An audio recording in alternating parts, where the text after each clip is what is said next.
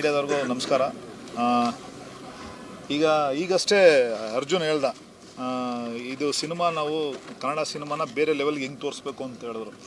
Actually ಅವ್ನು ಹೇಳಿರೋದ್ರಲ್ಲಿ ಅರ್ಥ ಏನು ಅಂತಂದರೆ, ಈಗ ನೀವು ನೋಡ್ತಾ ಇದ್ದೀರಿ, ಹೊರಗಡೆ ಸಿನಿಮಾಗಳು ನೋಡ್ತಾರೆ, ಎಲ್ಲ ನೋಡ್ತಾರೆ. ಇವತ್ತೊಂದು ದಿವಸ ನನಗೆ ಏನಂತಂದರೆ, ಈಗ ಆಲ್ರೆಡಿ ಲಾಸ್ಟ್ ಟೈಮ್ ಇಂಟರ್ವ್ಯೂಲ್ಲಿ ನಾನು ಹೇಳಿದ್ದೀನಿ ನಿಮಗೆ, ನನಗೆ ಆಲ್ರೆಡಿ ಬಾಲಿವುಡ್ಡಲ್ಲಾಗಿರ್ಬೋದು, ಟಾಲಿವುಡ್ಡಲ್ಲಾಗಿರ್ಬೋದು, ಎರಡೂ ಕಡೆನೂ ಮಾರ್ಟಿನ್ ಬಗ್ಗೆನೇ ಕೇಳ್ತಾ ಇದ್ದಾರೆ. ಎಲ್ಲ ಅಲ್ಲಿರೋ ಟೆಕ್ನಿಷಿಯನ್ಸ್ಗಳಾಗಿರ್ಬೋದು, ಇನ್ಕ್ಲೂಡಿಂಗ್ ವಿತ್ ಆ್ಯಕ್ಟರ್ಸು ಕೂಡ ಸಿನಿಮಾ ಬಗ್ಗೆನೇ ಕೇಳ್ತಾರೆ.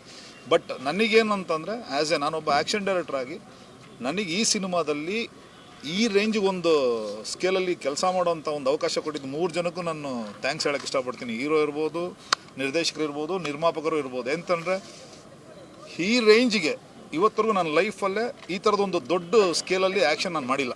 ಎಲ್ಲೇ ಆಗಿರ್ಬೋದು, ತೆಲುಗಲ್ಲಾಗಿರ್ಬೋದು, ಹಿಂದಿಲಾಗಿರ್ಬೋದು, ಸಿನಿಮಾಗಳು ಮಾಡಿದ್ದೀವಿ. ಬಟ್ ಫಸ್ಟ್ ನಾನು ಮಾಡಿದ್ದು ಮಾರ್ಟಿನ್. ಅದಾದಮೇಲೆ ನಾನು ಇವಾಗ ಗದರ್ ಮಾಡಿರ್ಬೋದು, ಇವಾಗ ಕ್ರ್ಯಾಕ್ ಅನ್ನೋದು ಮಾಡಿರ್ಬೋದು, ಆ ಥರ ಮಾಡ್ಕೊಂಡು ಹೋಗ್ತಾ ಇದ್ದೀವಿ. ಬಟ್ ನನ್ನ ಲೈಫ್ ಹಿಸ್ಟ್ರಿಲೇ ಫಸ್ಟ್ ಟೈಮ್ ಈ ಒಂದು ರೇಂಜಿಗೆ ದೊಡ್ಡ ಸ್ಕೇಲಲ್ಲಿ ಕೆಲಸ ಮಾಡಿದ್ದು.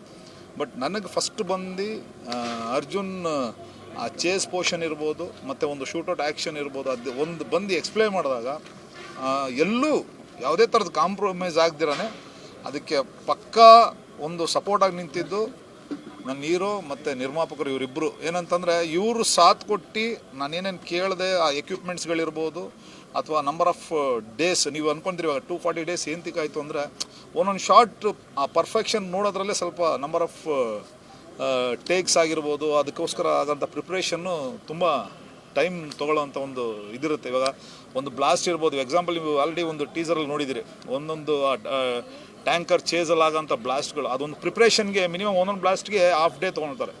ಆ ಹಾಫ್ ಡೇ ಪ್ರಿಪ್ರೇಷನ್ನಿಂದ ಹಿಡಿದು ಅದರಲ್ಲಿ ತೊಗೊಳ್ಳೋ ಒಂದು ಟೈಮಿಂಗ್ಗೆ ಇವತ್ತಿನ ಸಹ ಇಷ್ಟಾಗಿರೋದಕ್ಕೆ ಒಂದು 240 ಡೇಸ್ ಇರ್ಬೋದು ಅಂತ ಅನ್ಕೊತೀನಿ ನಾನು. ಬಟ್ ಎಂಟೈರ್ ಟೀಮ್ ಎಲ್ಲರೂ, ಬಟ್ ಅಷ್ಟು ಕ್ವಾಲಿಟಿ ಬರೋದಕ್ಕೆ ಅಲ್ಲೊಬ್ರು ದೂರದಲ್ಲಿ ಕೂತಿದ್ದಾರೆ ನೋಡಿ, ಅಲ್ಲೊಬ್ರು ಸತ್ಯಗಡೆ ಅಂತ ಒಬ್ಬರು ಕೂತಿದ್ದಾರೆ. ಬಟ್ ಎಂಟೈರ್ ಏನಂತಂದರೆ ಎಲ್ಲ ಟೆಕ್ನಿಷಿಯನ್ಸು, ನಾಟ್ ಫಾರ್ ನಾನೊಬ್ಬನೇ ಅಲ್ಲ, ಇಲ್ಲಿ ಹಿಂದೆ ನಿಂತಿರೋ ಅಸಿಸ್ಟೆಂಟ್ ಡೈರೆಕ್ಟ್ರಿಂದ ಹಿಡಿದು ಪ್ರೊಡಕ್ಷನ್ ಬಾಯಿಂದ ಹಿಡಿದು ಎಲ್ಲರೂ ತುಂಬ ಕಷ್ಟಪಟ್ಟು ಸಿನಿಮಾ ಮಾಡಿದ್ದಾರೆ. ಕನ್ನಡದ ಒಂದು ದೊಡ್ಡ ಮಟ್ಟದ ಸಿನಿಮಾ ಅಂತ ಹೇಳೋಕ್ಕೆ ಇಷ್ಟಪಡ್ತೀನಿ. ಬಟ್ ಇಂಥ ಸಿನಿಮಾ ಹೋದ್ರೇ ಕನ್ನಡ ಇಂಡಸ್ಟ್ರಿ ಇನ್ನೊಂದು ರೇಂಜ್ಗೆ ಹೋಗೋಕ್ಕೆ ಇನ್ನೊಂದು ಅವಕಾಶ ಅಂತ ಹೇಳೋಕ್ಕೆ ಇಷ್ಟಪಡ್ತೀನಿ. ಸಿನಿಮಾ ನೋಡಿ, ಬಟ್ ಎಲ್ರಿಗೂ ಏನಂತ ಹೇಳ್ತಾರೆ, ಒಂದು ಫುಲ್ ಮೀನ್ಸ್ ಅಂತ ಏನು ಹೇಳ್ತೀವಿ, ಆ ಥರ ಆದಂಥ ಎಲ್ಲ ಥರದ ಆ್ಯಕ್ಷನ್ ಇರ್ಬೋದು, ಎಮೋಷನ್ ಇರ್ಬೋದು, ಸಾಂಗ್ಸ್ಗಳಿರ್ಬೋದು.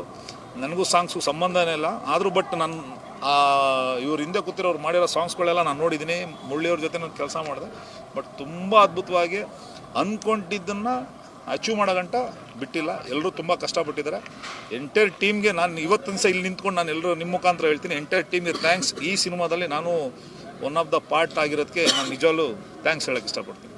ಅಲ್ಲ, ಫೈಟ್ ಮಾರ್ಕ್ಸ್ ಯೂಶಲಿ ಫೈಟ್ಸ್ ಮಾಡಿಸ್ತಾರೆ, ಇದರಲ್ಲಿ ಸಾಂಗ್ ವಿತ್ ಫೈಟ್ ಇದೆಯಲ್ಲ, ಅದು ಎಷ್ಟು ಸ್ಪೆಷಲ್ ಆಗಿರುತ್ತೆ ಸಿನಿಮಾದಲ್ಲಿ? ಹೌದು, ಏನಂತಂದರೆ ಇವಾಗ ಫೈಟ್ ಅಂದರೆ ನಾರ್ಮಲಾಗಿ ಫೈಟ್ ಮಾಡ್ಬೋದು. ಸಾಂಗಲ್ಲಿ ಸಿಚುವೇಷನ್ಲಿ ಅವ್ರದ್ದೇ ಒಂದು ಇಮ್ಯಾಜಿನೇಷನ್ ಇಟ್ಕೊಂಡು ಬಂದಾಗ ಅವ್ರ ಜೊತೆ ನಿಂತ್ಕೊಂಡು ನಾನು ಕೆಲಸ ಮಾಡೋಕೆ ನಾನಲ್ಲಿ ಮಾಸ್ಟರ್ ಅಲ್ಲ, ಅವ್ರಿಗೆ ಅಸಿಸ್ಟೆಂಟ್. ನಾನು ಮುರಳಿಯವ್ರಿಗೆ ನಾನು ಅಸಿಸ್ಟೆಂಟ್ ಅಷ್ಟೇ, ಇನ್ನೇನಿಲ್ಲ. ಅವ್ರು ಏನು ಹೇಳ್ತಾರೆ, ಯಾವ ಟೈಮಲ್ಲಿ ಏನು ಅವ್ರು ಎಕ್ಸ್ಪೆಕ್ಟ್ ಮಾಡ್ತಾರೆ ಶಾರ್ಟ್ಸ್ಗಳನ್ನ, ಅದನ್ನು ನಾನು ಅಷ್ಟೇ ಫುಲ್ಫಿಲ್ ಮಾಡಿಕೊಡೋವಂಥದ್ದೇ ಒಂದು ನನ್ನ ಜಾಬ್.